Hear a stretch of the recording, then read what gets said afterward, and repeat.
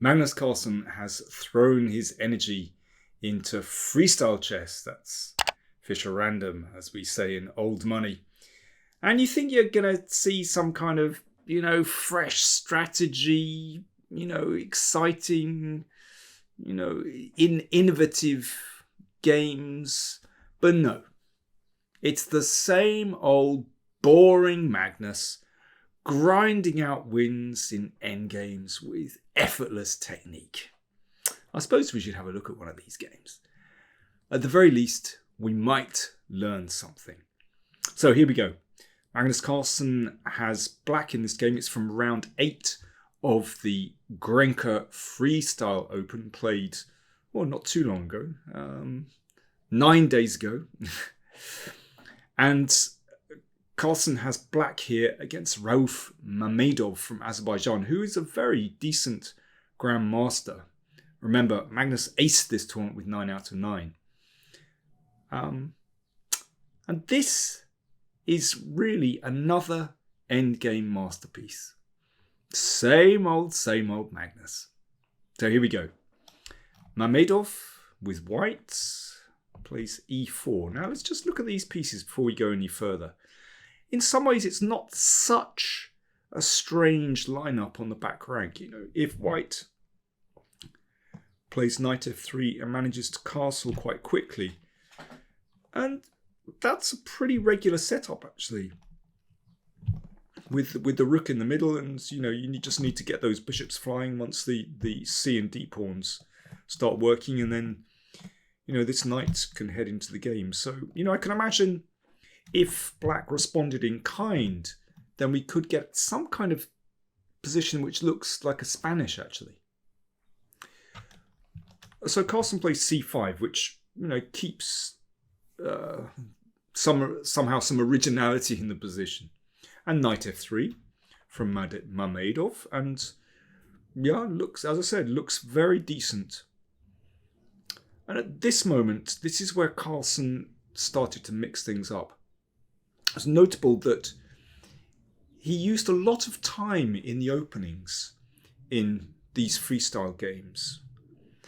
And I think because the position is, quite original, then it's really worth doing. It certainly paid off for him. He played d5. And already that just puts white under a little bit of pressure because, white has to think, okay, what am I doing with that pawn? Do I take? Do I push? Do I leave it? It's not an easy decision. I mean, if that pawn advances, then bishop g4 already feels absolutely fine. It's like some excellent French defense for black. If d3, then, knight c7, black is very stable. So Mamedov just exchanged on d5. And instead of rook takes d5, I don't think we really want the rook to head into the center at such an early stage. Knight b6 played by Carlsen. So obviously, if this knight can end up in the center and recaptures the pawn at the same time, then that's good news.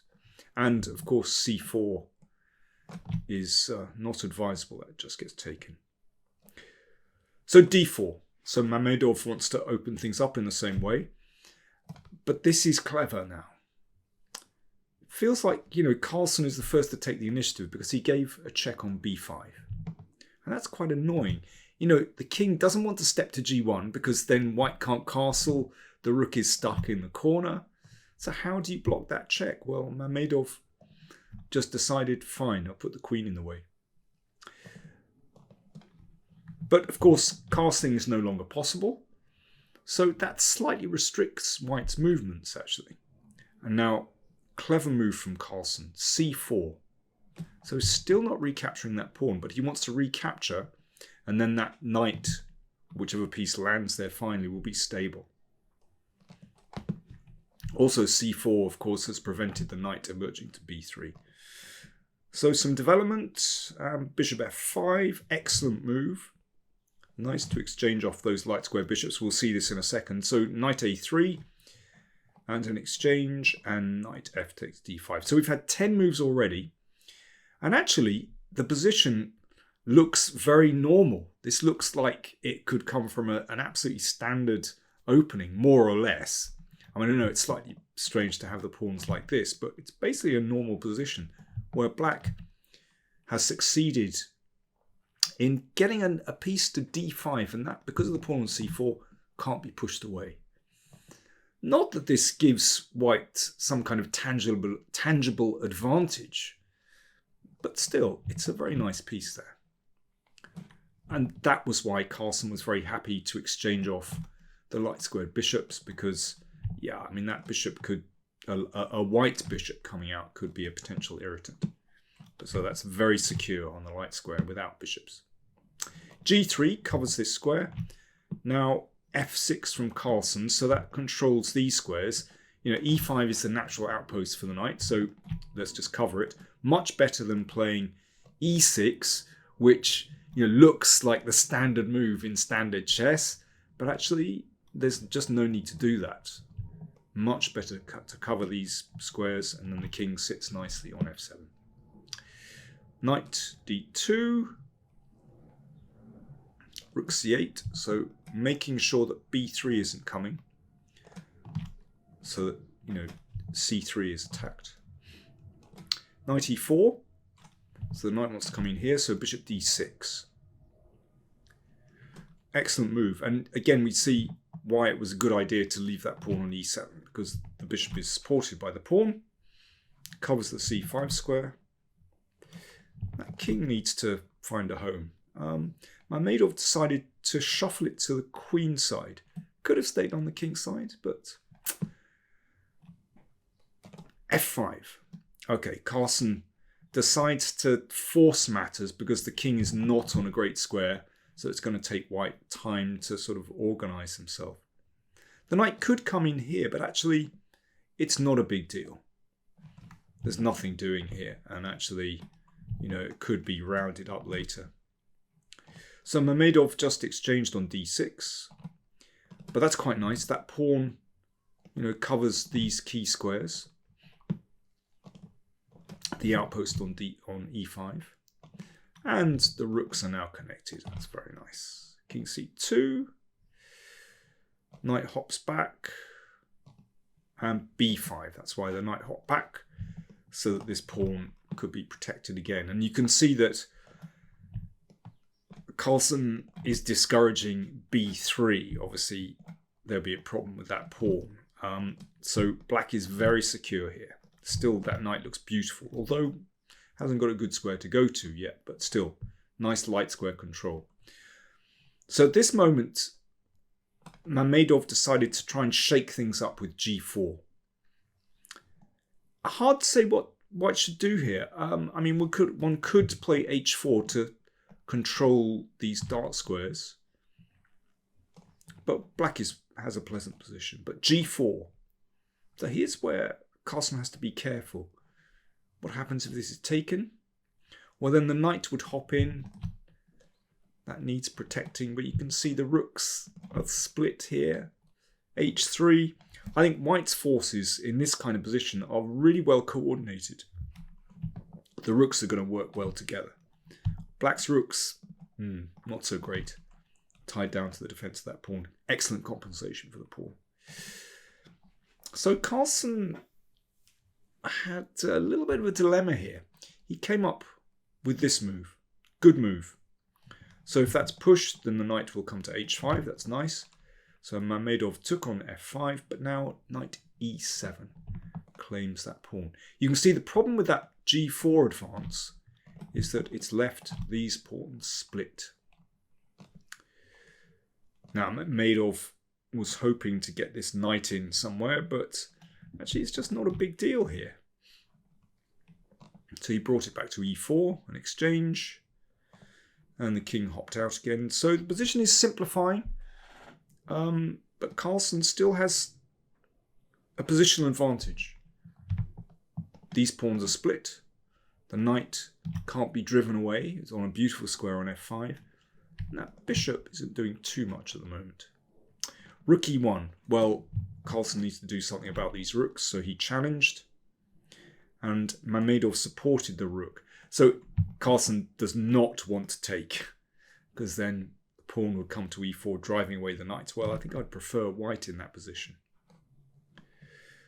So what do you do about these rooks? h6 played.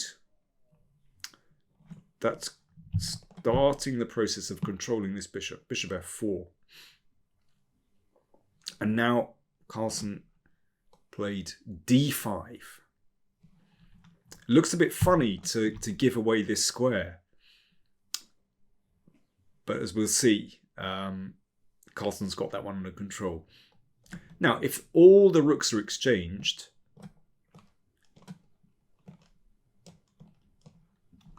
then it's very hard for white, because this king can start to operate on the king side. This knight can hop around. You don't need to worry about any of these pawns. And black just needs to break through there. It's not a guaranteed win, but good chances. So Mamedov played rook e5. There was an exchange. Now this one's on prise, so knight e7 protects. Now watch out. So rook e2. Okay, I think it's time for me to have a drink, for you to have a think, because this is where the endgame technique came in. I mean, I think d5 is, that was well judged. But the way Carlsen plays now, it's beautifully staged. And yeah, we've got a completely normal chess position on the board. You know, who could have guessed that this arose from a Fischer random game, a freestyle game? It's completely normal. And of course, Carlsen's technique is something else. Okay, so black to play. Give me a plan for black. Cheers.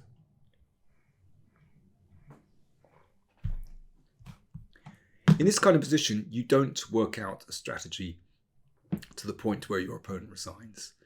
It's all about incremental improvement, small improvement in your position, small steps. Rook c6 is a good starting point, because this rook wants to swing into white's position. Bishop e5 played. Knight f5, beautiful square for the knight, can't be budged. King d2, like this move, rook a6. Forcing the pawn up could be useful to have control of that square for black. It also means that b3 is really undesirable, assuming this rook isn't here, because it would really wreck white's pawns. So Magnus threw that in and then switched to the king side. So this is an important step. Basically, with rook c6, swinging along the 6th rank, he's managed to activate the rook. So that is a beautiful position, just tying white's rook down to b1. Okay, and white can do not a lot in this position. So bishop c7 played. I mean, I can imagine that already Mamedov was getting worried about a5 and b4. So anyway, bishop c7 stops a5. Bishop d8. Okay. Time for me to have another drink. Time for you to have another think. Black to play. What was Carlsen's next stage in the plan? What was his next little improvement of the position? This is great. Cheers.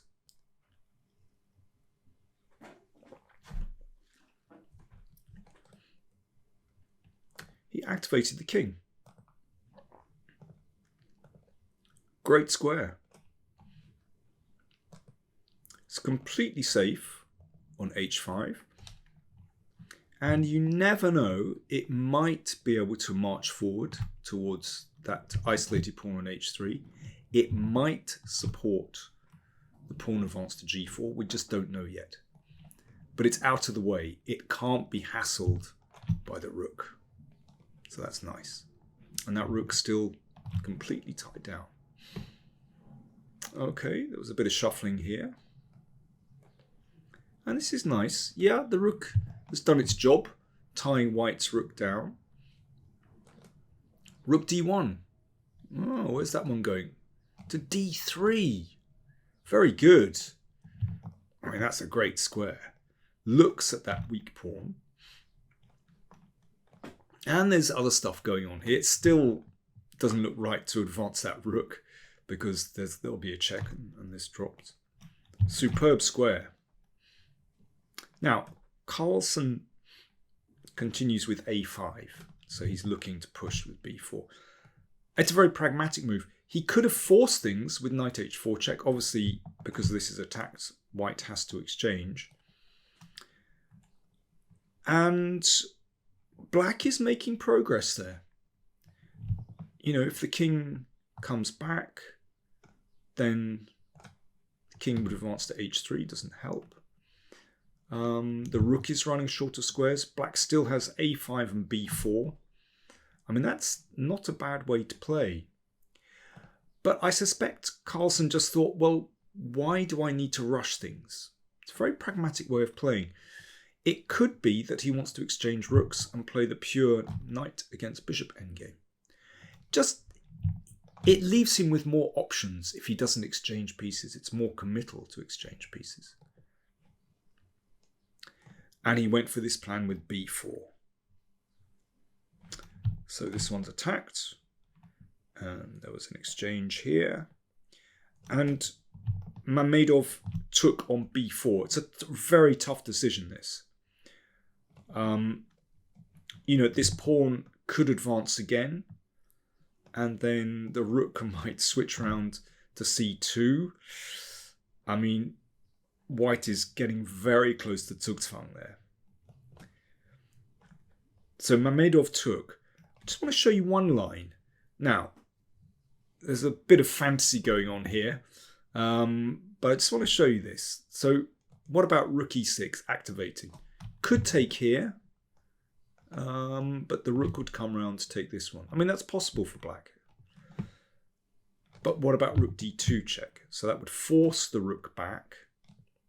Now, an exchange and b3. And I can't prove this conclusively, but I think this is a win because this pawn is a target. I just want to show you a possible variation. You can see that white is completely passive.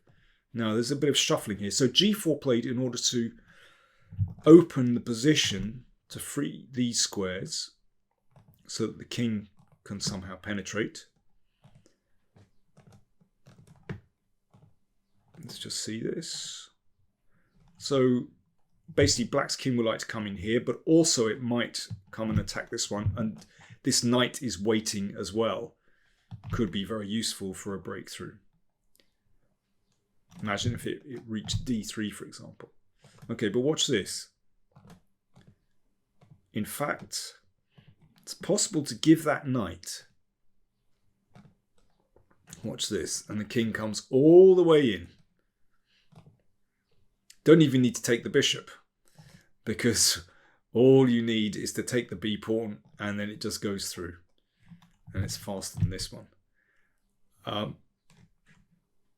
That's what can happen when your opponent has a bad bishop, basically.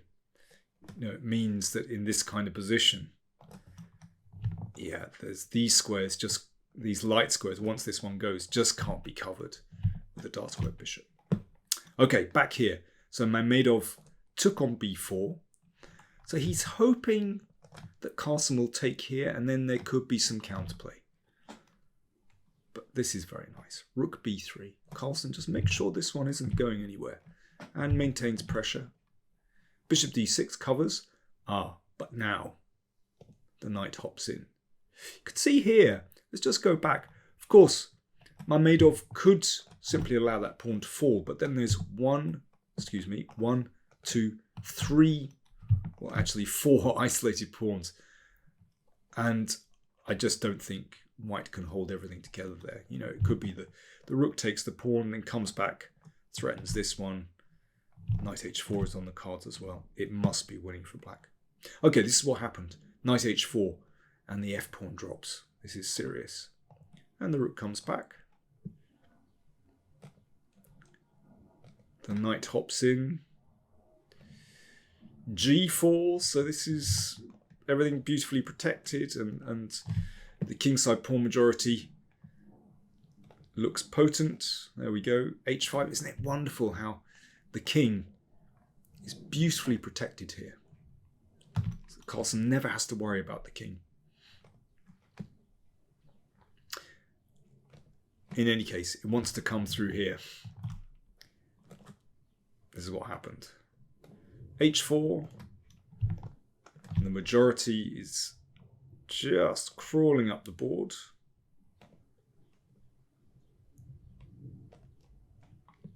And that one got taken. And here Mamedov resigned. That's the end of the show. Okay, so let's just have a quick think. Why did he resign? Well, if that one's taken, then the king steps across to e6, and that will win a piece. The rook is attacked, and the king takes the bishop if the rook moves away. That's one thing. And what else is white doing here? So there's going to be a threat to check here and play knight b3, and then it'll be rook a1 mate. And let's not forget, of course, the poor majority on the king's side. So all in all, there's just too much going on here. And yeah, Mamedov resigned in time, I think. That was about the right moment. Well, it's great to see Magnus play like this. In these kind of positions, he does not have an equal. A really superb performance. So, same old Magnus.